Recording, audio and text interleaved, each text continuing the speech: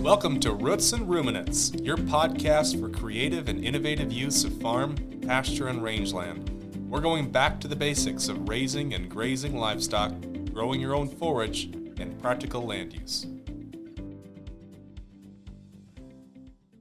All right, welcome back to Roots and Ruminants podcast. I'm Justin Frichte, along with co-host Jared Knock, and today we've got another outstanding opportunity to sit down with a guest and talk about some ruminants of his own. We got Sterling Eschenbaum here in the studio at Millborn Seeds, and I'll give him the opportunity to give his little intro overview of the operation.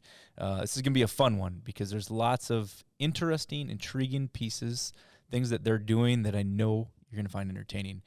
Before we do that, though, we do have to give a shout out once again to our listeners. This podcast has exceeded our expectations. We've gotten lots of great comments back from listeners, and so thank you so much for listening to it. Continue to share it, and we've seen it spread through lots of great circles. I'd agree. And again, thanks to everyone for listening. Thanks for sharing. Every new episode that we have, it seems like the audience gets broader. In types of demographic. Audience. Yes, yeah. Very. And so feel free to share with everybody. We found a lot of, great comments from people that, are learning stuff that we wouldn't even assumed were listening. Yeah. So again, thanks to everybody. Look forward to creating more and more content that you appreciate for sure on an ongoing basis. Yeah. We'll keep it entertaining, educational, and have some fun doing it. So with that, Sterling here is from Lake Preston, South Dakota, Sterling Eschenbaum with Wink Charolais. I'm not going to introduce yourself because you do a better job of it. So just give us the broad overview of where you're at, what you're doing, how you're doing it, your family involved, all those good things that people want to hear about. All right, sounds good. First of all, thanks for having me. Yeah. I guess when Justin called me and asked if I'd be interested in doing this, I didn't realize that this was a thing. And I listened to the first one with James Holtz and laughed quite a bit. That was pretty entertaining. And I've listened to a couple more since then and really like what you guys are trying to do and was excited to come. I guess, like you said, I'm with Wink Charolais in Lake Preston, South Dakota. That's the farm that my grandpa Arnold Wink started. With the help of his father, Leroy, raising Charolais cattle there. He got his first Charolais bull in 1958, and I think my dad and mom joined the operation in 1986, which is the year I was actually born. So we've been there raising bulls this entire time. Lots have changed in how we feed bulls, feed all of our cattle, even since I graduated from college. I went to college over here at SDSU shortly behind you two, or same time there. And go big, go blue. Yeah. You can go anywhere from here, including Lake Preston. So, and which is only about 30 miles away for those who aren't familiar with. So, yeah. Yeah, we're very much a family operation. Me and my dad and my brother Stetson are there full time, and of course my mom is there all the time helping us out as well. My wife has a part-time job with the court system in South Dakota here, and then she takes care of all of our cattle records. And my brother Ty has his own egg consulting company, and he still finds time to do all of our marketing, advertising, wholesale catalog, that type of thing. So does your wife do court records and cattle records? Yes. That's awesome. Yes. Has she ever showed up to court and accidentally brought a bunch of cattle records instead of? Not that I'm aware of. Oh, whoops. I say that B192 was born on the 13th of January, and I can prove it. So one of the reasons why we wanted to have you on here, Sterling, is we just got done, we've had people on with bringing the perspective from a commercial herd and, doing things really on more of a low maintenance system or holistic system. And I'm not saying that yours isn't that way, but it's different because it's a seedstock operation, a purebred operation running Charolais cows, a continental breed. Okay, so that brings a whole different critter to the landscape. So what are the things you're doing differently, as far as forage management, bull development, that keep you relevant in the industry today? So as far as like on the bull development side of things, we've always been very heavily based in like your corn silage and the hay that we can get right around here and that type of thing. But when Grandpa was developing bulls, he went through, and actually put up silos and had feeders that ran right through the pen, and they were state of the art. I mean, if you've ever been around a silo, it's some of the best silage that you can have. But the day that the mixer wagon was made, the silos became obsolete.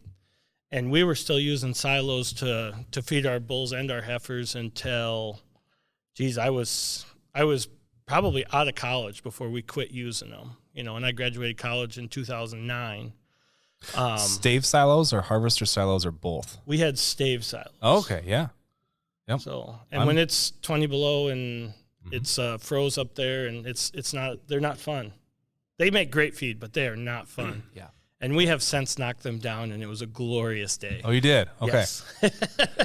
There's a lot they're going to be around a long time. I think silos are a great example of a product that was built to last longer than its actual relevance. Sure. Because there's still all kinds of them around. Yeah, yeah. Especially Talk about harvesters. an efficient system, though. I know. You had a silo right next to your bunks, came out into your silage or your unloader, your feeding system that fed them, right? Like, it's a very automated, smart system.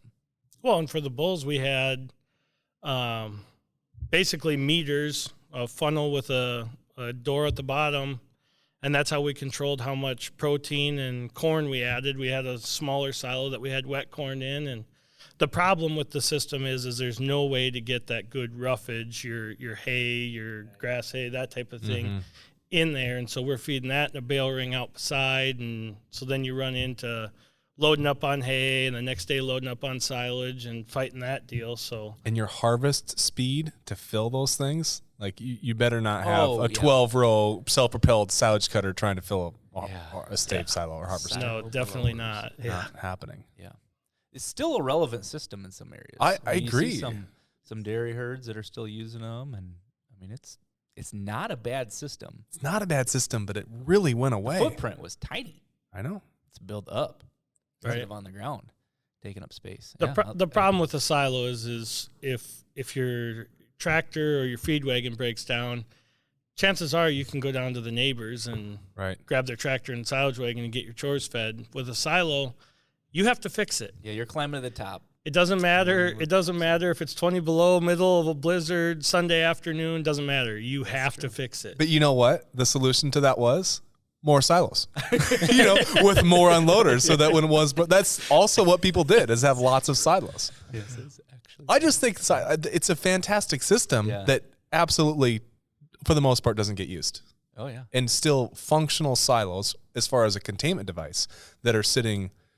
I think the other thing that I think about silos, I don't think we started off in this podcast and saying we want to devote a significant amount of time talking about silos. But one of the things that the silo manufacturers did, starting back with stave silos, is put the name of the people on the silos. Brilliant marketing. Brilliant. Mm-hmm. I don't think we ever had that. Oh, really? Nope. Why did you even put one up then? H&H Johnson, 1982. Right? Yep. No, we never... Murphy and Sons. And Sons. A lot of and Sons on there, isn't there? That's great. Yeah. Talk about having some pride in a piece of equipment. Or a building. Yeah. Timestamp it. Yep. So you had just blank, nameless stave silos. Yep. Really generic. Wow. Yep. Huh. Best day was knocking them down. Yeah. Oh. That was glorious. I bet if you could knock them down with a sledgehammer. I bet if it was A Wink 1958, the year he bought his first bull, they wouldn't have got knocked down. He didn't know they were going to be knocked down until they were down. Oh, it's like It was a little bit of a surprise for him. Okay. It was after he had retired, and one day he came out and he's like, "Where'd the silos go?" I'm like, "Well." What'd you do with the blocks? Did you make a giant fire pit? We have a pile there. I'm hoping someday to get a crusher to come in. We'll get around to it. Down, but currently it's just a pile. It's a we'll get around to it project on the farm. Yeah. I know those. Okay, so you went from using a silo, which I think is neat because not a lot of people, probably under the age of 40, that have fed out of a silo, I would say. Not a lot of people. Yeah, so we once we got rid of the silos and we're feeding TMRs, then we started exploring a little more, and we started planting oats and peas, which, to be honest, we don't feed a lot of to our calves. Most of that feed has been going to the cow herd themselves. But in feeding the oats and peas, they get chopped off earlier, and so we're able to, most years, get our manure hauled out earlier, and then we come back in with cover crops. So we got something to graze for the cows in the fall. This year's been a little different. I think the last several years, we've been planting the producer. Is that right, Justin? Yeah.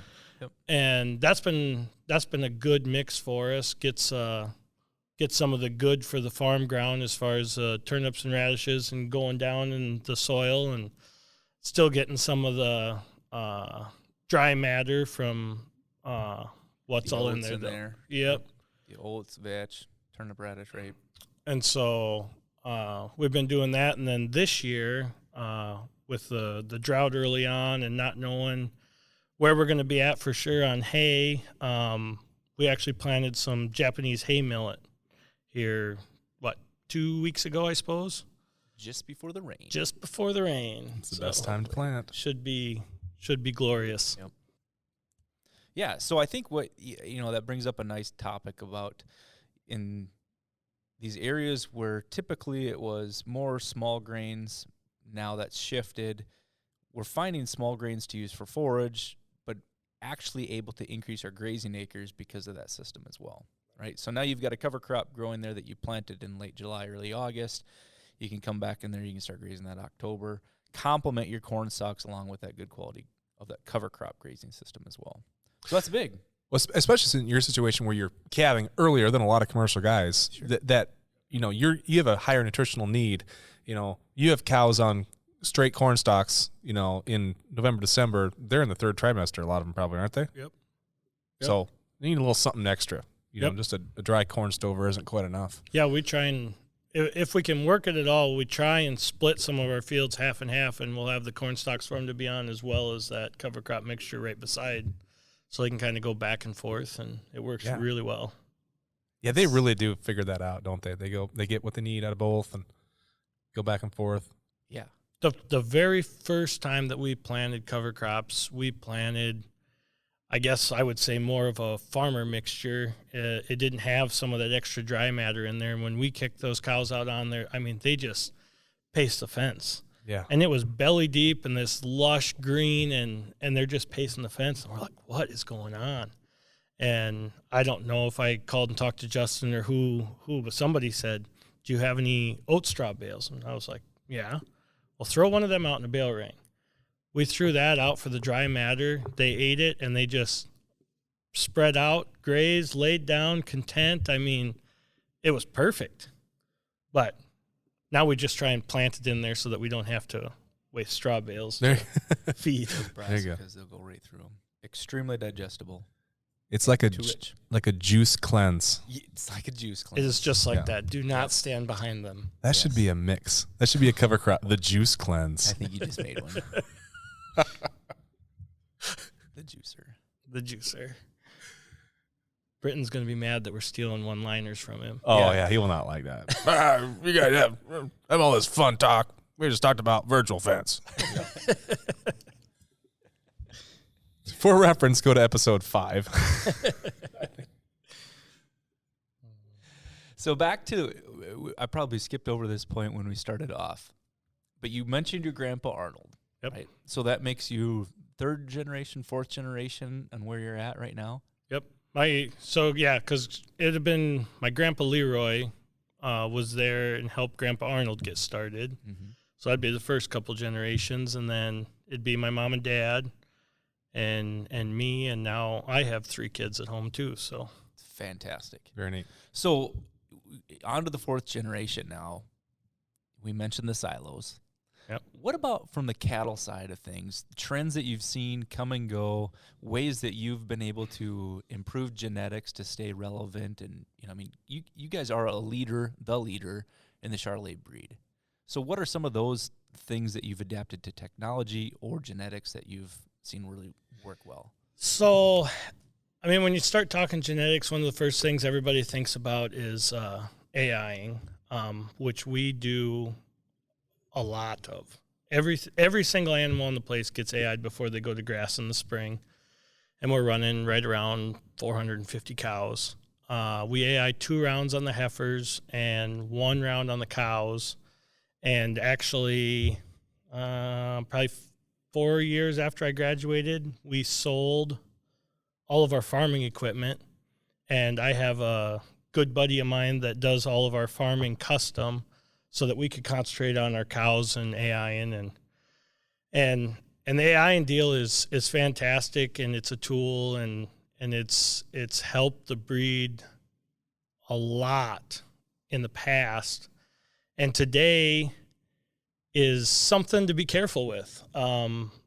Some of these bulls that everybody is using, everyone can easily use now, and the Charolais breed and I think a lot of the breeds are actually having a shrinking gene pool because so many people have used the same sires in their herds. But we try and mostly just use bulls that we own, and kind of stick to our own deal. And Grandpa is always ingrained in us to, stick with what works, kind of hold in the middle, don't chase the fads. And that's always worked out really well for him. When they went really tall, we didn't. And when they had to come back down, they came to Grandpa looking for bulls, and vice versa. When stuff went really short and pudgy, and we didn't. And if you kind of stay in the middle of the pendulum, it always seems to swing back through, Do you do any structured line breeding at all, and say, hey, here's a line we're trying to develop, a cow family or a sire group that we don't mind seeing represented, 2-3 times in a great-great-grandparent, lineage, that kind of stuff? Or is there something actually you'd like to line breed? There's certain bloodlines that we've done a fair amount of line breeding with. Anytime we're making mating decisions, we almost never shoot for the moon, I guess. Take something that's got awesome EPDs one way and made it to something that's awesome EPDs the other way. Like, I'm always trying to do the give and take and find the best of both worlds in the middle. If I've got a cow that's maybe it doesn't have the greatest growth EPDs, I'll mate her to a bull that has really good EPDs and try and make the next calf, the next offering, the next average better than the last. As of recently here, the last couple of years, we've actually started using several Canadian bred bulls, just because of what we talked about, the shrinking gene pool and being hard to find something that's a little different and still meets what you want to do, which has been really good, but it's a little frustrating because as of currently, the 2 associations don't share information, and so if you bring a bull down from Canada, your EPDs here are pretty terrible for the first couple of years till you prove that bull. If they would just move away from the metric system, that'd probably be helpful. Is that the holdup? Our kilograms just don't convert pounds well. Right. I think in a few years everybody will go to pounds. I think the rest of the world will probably be real soon. I'm just kidding. Who do we need to contact for that? Yeah. No, it is kind of funny because we have the DNA is actually integrating the data faster than the associations, which is kind of a political thing, right? Kind of like, well, we have our information. You have your, like, well, show us our information. We'll show you yours. Right. It's like, well, we don't want to be irrelevant. Right. We gotta hang on. We gotta protect what we have. So, not the only breed that has differing standards, differing EPDs, lack of data sharing between associations that are literally just across the border. I've offended any listeners who are a member of the Canadian Charolais Association, I don't think I have. It's just the reality of it. I don't think it's anybody's their fault versus ours. They're but lots seeing of them. It both ways. Yeah. I mean, they're seeing it the other way. Developed DNA over time will be the equalizer of that. And it'll force that cooperation, I think. It's coming. Which, yeah. Sure. Have you ever ran Angus, Hereford, any British breeds? I personally no. Other than a few recip cows, which were very, very motherly. Ah, you say that like they were mean. They were. They were not nice cows. Yeah. Yeah. I have a cousin that is big into the limousine breed, and I said, I think these cows have some limousine. And she's like, are they really motherly? And I said, yeah, they are crazy. She did not appreciate that. Oh, no. Yeah, everybody's got recip. If you've ever had a recipient cows, you got recip cow stories. Yeah. Oh yeah, for sure. There's a reason. Let's buy the worst of somebody else's cows, the ones that they don't want to even have their own calves, and let's bring them to our place where we've tried really hard to have good cows for a long time. I believe before my time, Grandpa had some Hereford. Okay. Which I think if you've been in the cattle business at all, you've had some Hereford somewhere along the way. So. Yep. Well, okay, so the reason I asked that question is running Charolais versus British breeds. There's obviously some differences in terms of their strengths. Okay, maternal strengths, terminal strengths, but their doability on rangeland and forages has got to be different, right?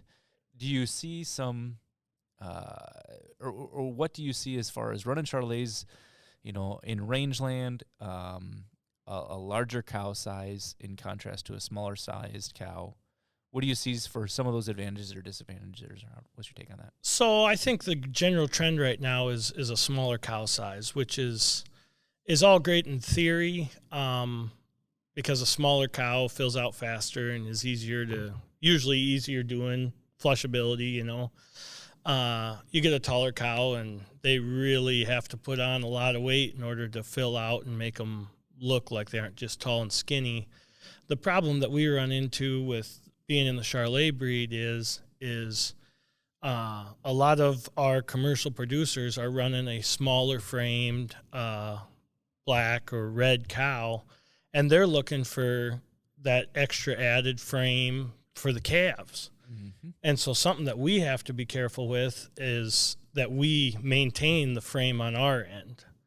And that's right now we're really happy with where we're at, but the general trend is going smaller. And so that was another part of the reason why we had actually found a couple bulls up in Canada, is we were able to find a couple of bulls that maintained the depth and muscle and dimension that we needed in a little bit larger package to try and maintain our cow herd at the height that we are at now. Because if your customers want to keep going smaller, theoretically, to keep the product the same, you have to go a little bit bigger. Yeah. Right. But it's a special deal, because then you get into, as you get bigger, a lot of times birth weights can go up, and that is like the one magic number that a lot of commercial guys really focus on. Right. For sure.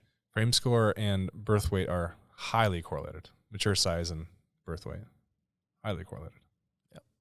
Yeah. No, I think I'm glad you answered that question the way you did, because it's intriguing to know that your cow's place in the industry, right? I mean, you need to make smoky calves, right? Put them on black cows that are low maintenance, small, efficient cows, red cows, or red. Those buckskins. Oof. They're hot right now. They are. Yeah.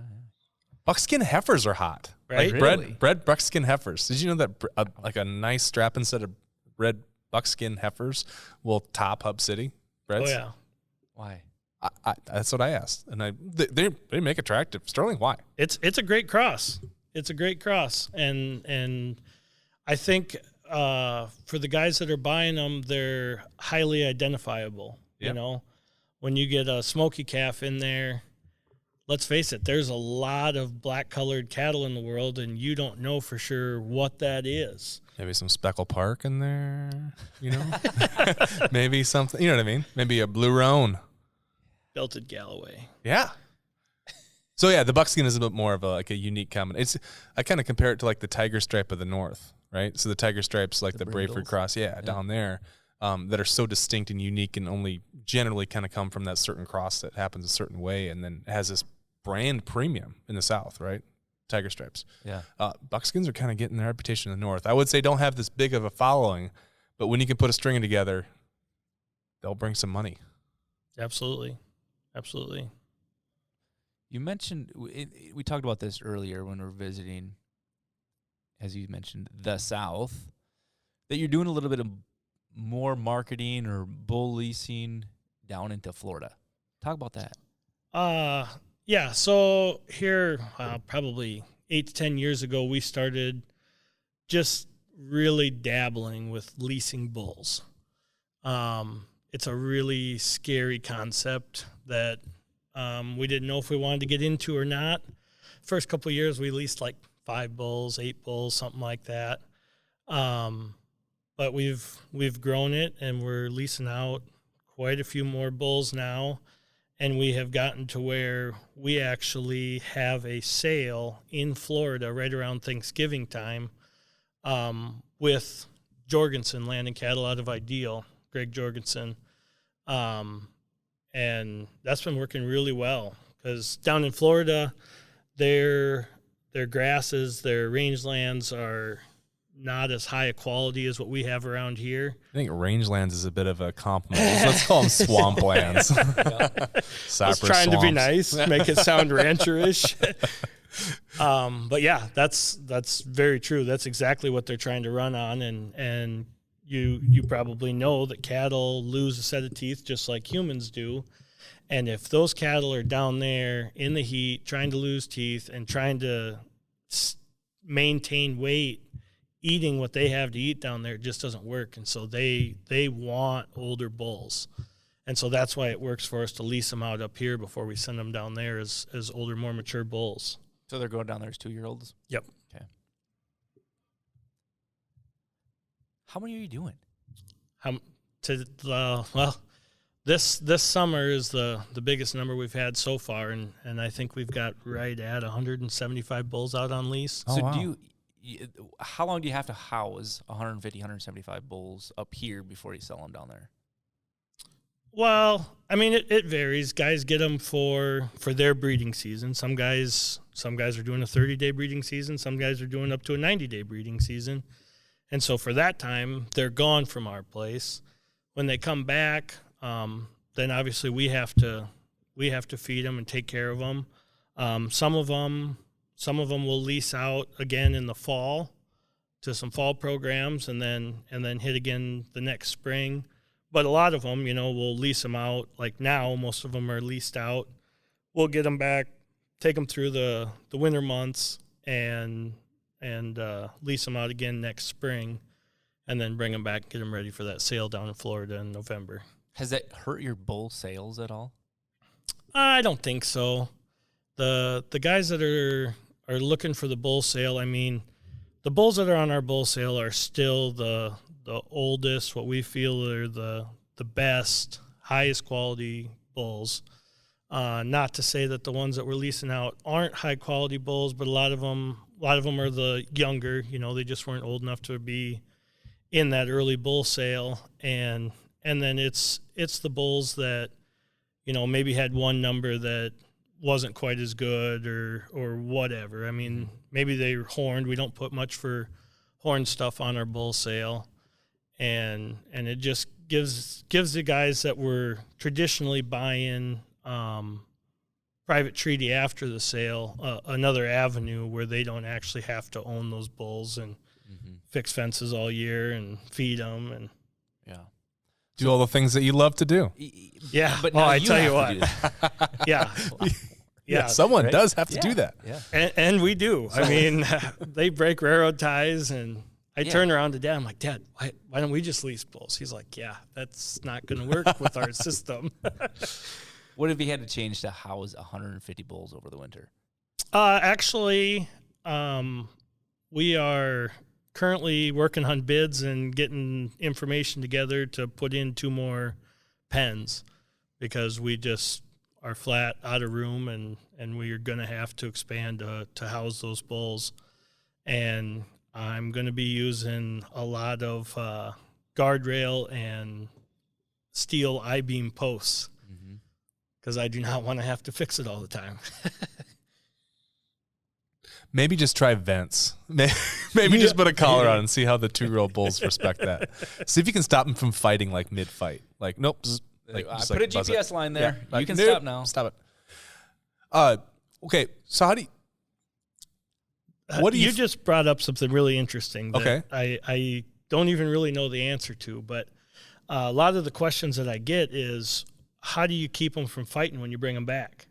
Because, for anybody that's ever had bulls, when you bring them back, like I just picked up my herd bulls last week, and when I brought them back, we had fights, and we had bulls going over fences, and I don't know if it has to do with them all being the same age or what the deal is, but when we've been bringing these lease bull backs, we have little to no fighting going on. And I'm not doing anything special. I mean, we're not putting anything special on them or... That's great. Yeah. I don't know why. They just want a nap. But I just find it interesting. Tired. Yeah, they just want to go to sleep. We just figure they've been well used. That could... They're just tired. There has got to be something, though, with the amount that's in there. The numbers or the hierarchy, whatever it is, because I don't know, I see this with rams, too. People always ask that, well, how come you have all your rams together and they don't kill each other? You get enough of them together, they just leave each other alone. Right. You put 2 together, there's going to be a battle royale. Right. So same with bulls. You bring your herd bulls together and you got 3 or 4 of them and one king dog. And the young bucks, you're going to try to find his way and challenge him. But, yeah, I think when you do get a lot together, it makes a difference somehow. There's a number where pecking order is no longer relevant because I can't remember what the number is, but it's almost the same way with humans too. They'll talk about that where after 80 to 100 people, there's no longer a personal identification of each person intimately, right? So if a group of 100 people, everybody knows everybody intimately all the time. And then you get beyond that and you have recognition, but you don't remember that order. So it has to be a small enough number where they can recognize the order. Otherwise, because you can't fight all the time. Sure. And so it just becomes confusing and exhausting. You are full of some of the strangest information of anyone I know. That actually had, and then it's actually Malcolm Gladwell had that. I can't remember one of the books. They're probably What the Dog Saw. I think he talked about that is from a civilization standpoint. That tends to be 80 to 100 tends to be the number of people that typically were in an indigenous tribe before the tribe split off. It tends to be the number of people in, for modern day terms, a Hutterite colony before they, have conversations about forming their own. So maybe it's a similar number here. So, yeah. Well, that's good. I'm glad they don't fight. So then just put up a hot wire. It's fine. They don't have the big fight that you would expect. I'm not going to say they don't fight. There's still fights. Right. So what are they eating? What do they eat when they come back in the yard? They kind of need a little, some of them probably need to recover a little bit too. Tell me about the oats and peas. Tell me how you're using that in your diets. So the oats and peas has mostly been going to the cow herd. Okay. And so that pile hasn't been getting opened up until at least mid-December when we kind of bring them young cows in and start feeding them again. I don't know exactly how things are going to look this year as the lease bulls start coming back because the number has grown significantly the last couple of years and the number of bulls that we're leasing out. Prior to such large numbers, we've been just bringing them back and starting them on some grain, just hand-fed in the bunk and then a bale ring in the feeder. But this year I would say that there's going to be enough coming back that we'll probably be able to warrant opening up the silage pile and feeding a TMR and bringing them back that way. There you go. So. And then they leave in the spring. Or no, when did you say they leave? When's your sale in Florida? November. Okay. Thanksgiving time. Gotcha. Very good. That'd be, the older bulls and some of we will take a few long yearling bulls down that are bigger birth weight, really easy keeping type of bulls we'll take down there because down there, I mean, it's far enough south, and with their warm temperatures, they do not care about birth weight like we do up here. They don't have the problems. They just want big, stout bulls. They don't have the birth weight problems because of the heat, you said? Well, I think a lot of it is just the lack of nutrition to push birth weight? Well, a little bit of all the above. Yeah. You know, but I think even from South Dakota up into Canada, I mean, you lose birth weight the farther south you go. I think the longer you're in them cold winter months, the more their blood is pumping and pumping more to those calves. You know, the harder you have to push the cow, the bigger the calves are going to wind up being. I bet we see, I don't know, probably 10-pound swings, just depending on what the winter's like. You know, last winter, our birth weights in large were considerably lower than the year before until about, I don't know, probably 2 to 3 weeks after that cold spell. Then we kind of had a spike again. And I think it has a lot to do with those, especially sub-zero temperatures. In the ABS catalog on the Angus side of things, for sure, where we have just a tremendous amount of data and testimonials coming in on how bulls are calving out to commercial heifers. We'll ask if a bull is a 4-star heifer bull, and they'll say in Kansas, yes. Sure. You know, not in South Dakota, right? You know, he's a 3-star in South Dakota and a 4-star in Kansas. Well, actually, one of the bulls that we bought out of Canada, but we bought the rights on him first. His name is Blackjack, and we bought the semen rights, and then here just for this season, we were able to purchase the walking rights, and so we actually have him here, and that's kind of cool. But is he black? No, definitely not. But Blackjack. he when we bought him, I asked the guy, I said, so can I use him on heifers? And he's like, yeah, he's a cow bull. Well, something that Grandpa started and we have continued is when we buy a new bull, the first thing we do is breed him to at least 20 heifers. You know, most people buy a bull, use them on the cows. If they get along okay. Yeah. Well, our philosophy is let's get him here. Let's breed him to heifers. That way, if there's a problem, we know right away, and we can eliminate the bloodline if that's what needs to happen. And our customers that have been with us for a long time know that, and that's why a lot of our customers are willing to use bulls that maybe have a little higher birth weight than some of the other places, because they know that, well, geez, you know, they used him on heifers, or they wouldn't be here, you know. And so it's been really fun helping to educate the commercial cattlemen that, yeah, I know that in college they're teaching you low birth weight, but in reality it's calving ease. Right. And a lot of them don't think about the size of the cow, you know. She's half of it. Oh, and if you think about it, if you go to these purebred sales in the springtime, more often than not, the high-selling bulls are out of your first and second calf heifers. Right, because they're lower birth weight, yeah. And from a purebred guy's perspective, they like to say, well, that's because it's our newest and best genetics, which we don't always get it right. And that is how it always works out in the sale, so that doesn't even make sense. And I told a guy the one day, I said, well, did you ever think about the age and size of the cow? And he said, well, what difference does that make?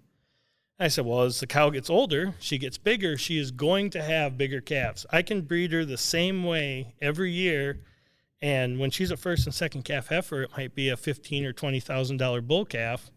And when she's, say, 6 years old and she weighs 1,600 pounds and has a 105-pound calf, which she should easily be able to have at that weight, they don't look at her because, whoa, that's a triple-digit birth weight. Sure. You know, so I think it's important to emphasize calving ease over birth weight. So have you started to present that data at body condition score adjusted weight, right? Which is, you know, sounds complicated, but really it's saying, okay, let's say the cows are an average 5.5 body condition score going into the third trimester, or 6 or 6.5 or whatever it is, and say birth weight as a percentage of mature body weight instead? Actually, we have been trying to, I think the magic number is 7% okay. of mature body weight. Makes sense. And so we actually, Ty has put in a really good write-up and explaining that in our catalog. And then the last several catalogs, we've been trying to list the cow's mature weight and what 7% would be, to give guys kind of a parameter on, it's a bigger calf, but she's a bigger cow. Like, it's to be expected and is actually a good thing. I don't want a 1,600-pound cow to lay down and have a 60-pound calf. I feel like we were missing out on a lot of opportunity there. You should have 2 or 3 of those. Yeah, exactly. One of the things that we started off this podcast talking about is, when you introduced your family, you mentioned that this person does this and I do that. People are really in your lane, or in their lane in your operation. Did you strategically do that? Have people morphed into their strengths? How have you gone about the planning processes for working in people's personalities and strengths for Wing Charolais? I mean, I think it kind of just naturally happened to some extent. When Grandpa Arnold was running things, he was very much had his thumb on everything. Had to, though. Yeah, and to some extent it worked really well, and to some extent we can now identify areas that things were falling through the cracks because he was essentially trying to do more than one person is able, And then when it got to where it was me and my dad, we were both kind of trying to help do everything and still had stuff that was falling through the cracks. And we finally were like, this is dumb. Like, you concentrate on this, I'm going to concentrate on this. And so, like, my dad likes to tell everybody that he's the problem solver, which to some degree he is, because I pretty much handle all the day-to-day. We rely a lot on college help from SDSU. I manage all those kids. Dad comes out and feeds his wagon, and then if he's got book work, he goes and does his book work, or if he can be out, then he's out helping wherever I need him to go, essentially, And then whenever there's a big problem, then I just call him. I'm like, Dad. Problem solver, man, you're in. You're up, bud. But yeah, and Ty, I think most people probably know that my brother Ty had cancer when we were in high school. And so that has greatly limited his physical abilities as far as what he would be able to do on the farm. And so he wound up taking a completely different path. He started out working in the egg sector for the state, and now has A1 Development Solutions that him and a couple other partners started to essentially consult and help people in ag in general. Mm-hmm. Just if it's easements or trying to find a place for a hog barn or a dairy site or feedlot or whatever, like that's what they do. Yeah. But he still wants to be involved with the farm. He still has that calling to help out, and so he's able to do our marketing and has really taken that to a new level. And it's good because I struggle with spending money on the advertising side of things, and he does not. He spends it quite well. I think that whole picture that you just painted, though, it reminds me, I listened to the Herd Quitter podcast, right? And he had Jerry Doan from the Black Lake Ranch in North Dakota on there. And Jerry was talking about, as his kids were coming back, they were all bringing in some different strengths. And they talked about the diversity of their operation now, which includes some hunting and a brewery and some like a big old facility for weddings and rehearsals and things like that. So they have a lot of things going on. It's because the kids came back and they brought different strengths, no different than what you're talking about with your operation. And I think that's something very, very important for, the older generations of farmers and ranchers that are still operating and are looking for ways to expand. It's probably not continuing to do the same thing that you've done the same way and trying to make it bigger. It's probably branching out, right? Figuring out, where is your strength? Okay, I got somebody here that's really good at sales and marketing. Let's bring him in and have him expand this part that I have nothing to add to anymore. I can't bring any more value to it. So it's huge. People have to do that in order to expand. Yeah, I did not realize what an opportunity my dad was giving us when we came back from college. talking to some of my fellow classmates from college, they went back and it's everything dad way or the highway. And like you're saying, they're doing the same things they've always done. And when we got back, my dad took the approach that I sent you guys to college. You had better have learned something. Yeah. Let's make some changes. And he has let us implement ideas that he knew weren't going to work, but he wanted us to learn and has allowed us to do that. So that has been huge. And like I mentioned before, my wife had she grew up in town, up in Bristol, and always been associated with agriculture, but, not as close as what we are. And she wanted to help. And so she got started doing the cattle record books. And I would say there's been at least 6 times where something has fallen through the cracks and I have gone in the house and got after her about it because you should have had this. And the last time that I can think of was this spring. I was mad because whether they were horn, pulled, or scurred didn't get recorded in the computer. Okay. And I said, honey, you have to keep track of this. She said, you never gave me that. I said, yeah, I did. I gave it to you way back when. So I called Dad and I said, well, this didn't happen. What are we going to do? And he's like, that notebook is laying up by the chute. You never took it down to the house. I'm like, crap. So I walked down to the house and I opened the door. My wife's standing there and I said, you were right. I was wrong. I don't want to hear it. And I shut the door. And that's how it always goes. Not one single time has she been the one at fault yet. But I'm going to keep trying. Good story. I got Riker is my oldest. He's 7, and he's the boss. Like, when I don't know where something is, he does. And he lets me know that I should have known that. Keep you in check. Oh, yeah, for sure. That's good. Well, this has been great. Any other parting wisdom, Sterling, that we didn't cover? Anything that you were hoping we were going to ask and you've been sitting there and saying, I've been waiting for them to bring this up, and it never happened? Well, before we started this, you had said that you were hoping for a Grandpa Arnold story. Yes. And I don't know that there's any wisdom involved here, but but a good story nonetheless. We have had peacocks. We don't have them anymore, but Grandma always had peacocks on the farm. Uh-huh. And Grandpa Arnold always had a garden. He was very passionate about keeping his garden, and the peacocks like to go in and nibble on stuff in the garden. And so he was always trying to keep them out, whether it was sicking the dog after them or whatever. And I can remember one time in high school, I'm down by the calving barn washing on my show calves at, 6 o'clock in the morning or whatever it was, and I'm just still half asleep. And all of a sudden I hear this just boom, and I about scared me. I look up to see my grandfather standing out front of his house in his tighty whities with a 12-gauge shotgun scaring the peacocks out of his garden.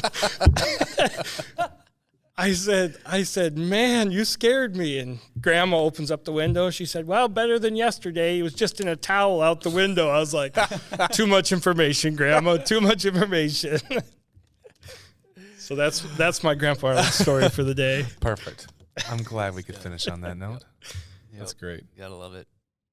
Perfect. Well, certainly appreciate the opportunity to sit down with you, visit, share some things and thoughts, and great perspective from a seed stock operation. So really, really appreciate it. Well, thanks for having me. It's been good. Thanks, Sterling. All right. Thanks for listening again to another episode of Roots and Ruminant Podcast, and stay tuned. In a couple weeks, we'll throw you another episode. We'll see you.